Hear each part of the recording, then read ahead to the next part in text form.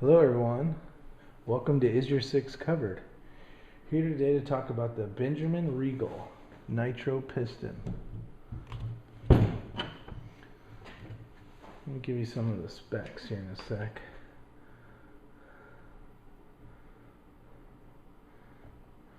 Alright. This one is a 177 caliber. The velocity is 1200 feet per second. It shoots pellets.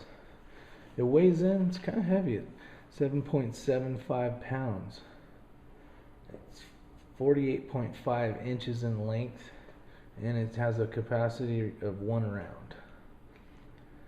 The rifle's barreled. It doesn't have any front or rear sights. It's basically set up for a scope. It's got dovetail.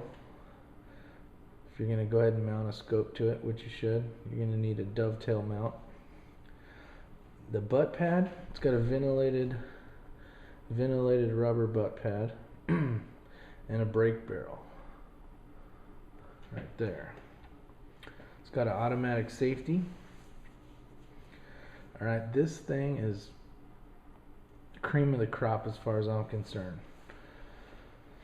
The price was listed MSRP for $240.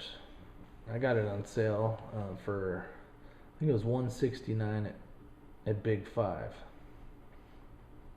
So that's like $70 off, or 29%. Quiet. Back to quiet. This is the quietest, in my opinion, pellet gun that has some actual feet per second for some, small squirrel type of hunting. So it's got plenty of velocity, but you can get the higher powered ones, but they're basically like shooting a 22. I mean, if it's going to make the same noise as a 22, why not just shoot a 22 so you can actually, have multiple rounds, unless you have a bolt action. But it's 70% less noisy than the competitors with the brake barrels. So that's huge, especially if you have neighbors that are, down the hill from you or something. The recoil, there isn't any recoil. Compared to my spring pellet gun that I had before this one, it's drastic change.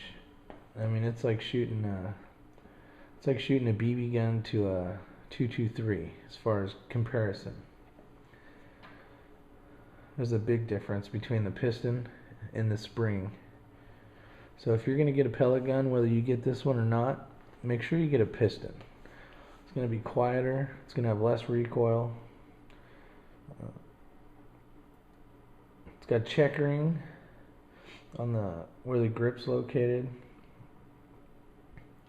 It comes with a scope and rings. I would say upgrade those. I went to illuminated, nothing fancy, Big 5, $59 scope.